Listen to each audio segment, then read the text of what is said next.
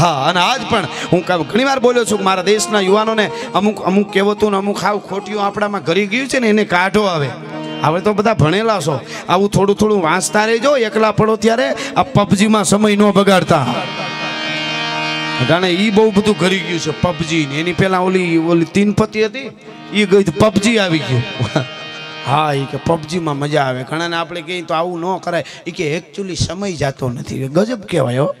આ દેશના યુવાનોનો સમય ન જાય બહુ ન કહેવાય. અહીંયા અવતાર લીધો છે દેશ માટે કંઈ કરવા માટે, જો સમય ઓછો પડે છે સાહેબ. પણ એક કહેવત છે, જો જીતા હોય સિકંદર. માં કમળા, હું આવી બધી ઝીણી ઝીણી વાતો મને ખબર છે કરું છું એટલે માં રાજી થાય એટલા માટે હું આ વાતો કરું. તમે ગૌરવ કોકદી તમે વિચારજો, આમાં 21 વર્ષના અમુક યુવાન હોય અત્યારે હું ઊભો કરું તો તમને જોવો તો તમને એમ થાય કે આ તો હજી નાનો છે, આને ભણવું જોઈએ. પણ 21 વર્ષની ઉંમર હતી યોગેન્દ્રસિંહ યાદવની.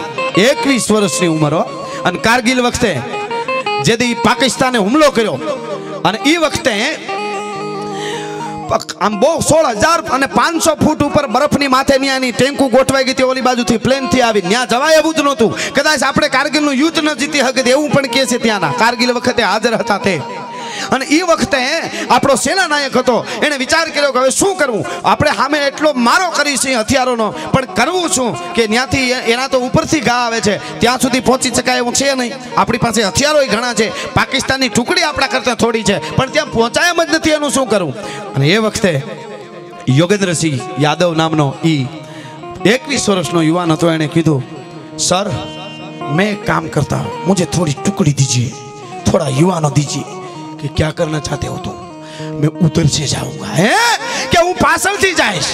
અરે મિત્રો, એવડા મોટા હિમાલયના ખોપરાની માથે 16,500 ફૂટ ઉપર બધા બરફના માથે બરફ પથરાયેલો હતો. ડુંગરમાં, પહાડમાં તાકાત નથી, ડગલા માંડી શકાય.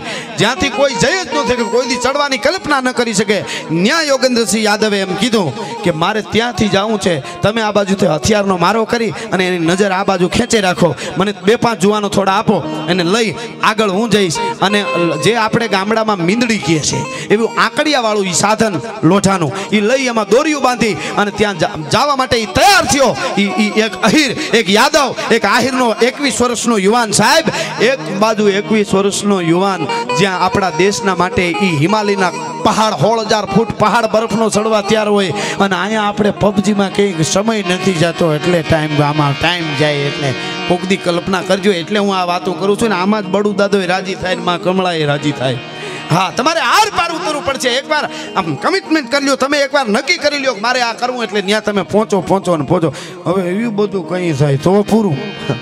આપણે ગામડામાં જ નથી ગડા, હોતા હોય તો ગોદડામાં હવારવી આંગળી કાઢીને જોવે, ઓહો હજી ટાઈટ છે, હજી તો હવાર નથી થઈ, હજી હાવ મોડું નથી થયું, એમ પૂરો જ ઉગી ગયો, હું હવાર નહીં થઈ.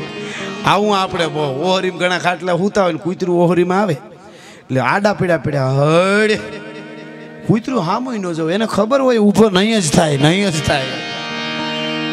હવે એ તમે આની કલ્પના કરો. આ એકલા હોતે વિચારજો. આ ખાલી કલ્પના, આ વાતો કરવી હેલી છે, પણ સાહેબ એને કરી બતાવ્યું. અને સેનાપતિએ એવું કીધું, તું મરને કી બાત કરે યોગેન્દ્ર, મર જાયેગા તું, તેરે મોત આ જાયેગી.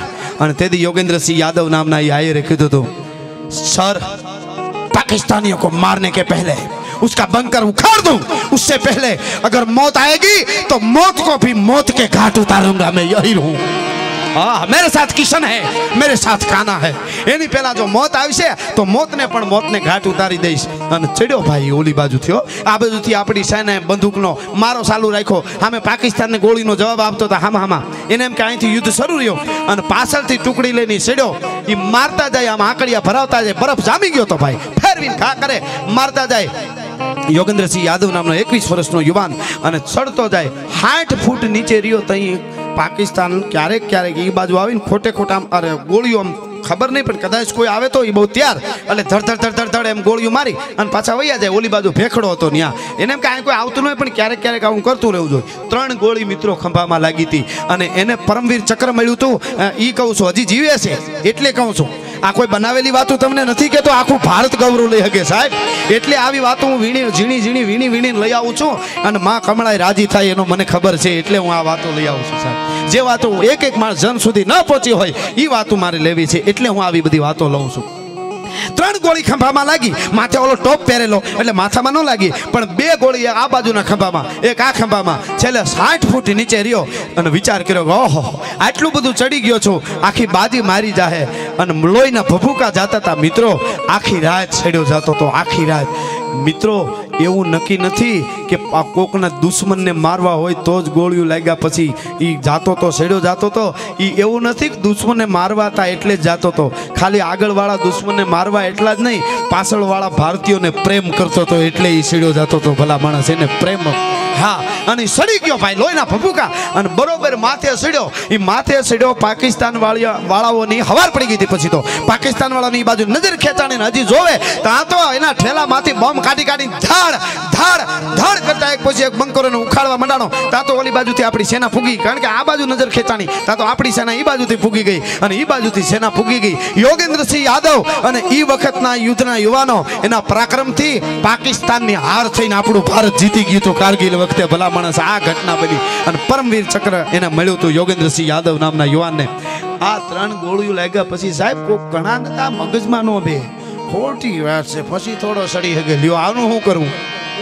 પણ આ બનેલી ઘટના છે એટલે હું કહું છું.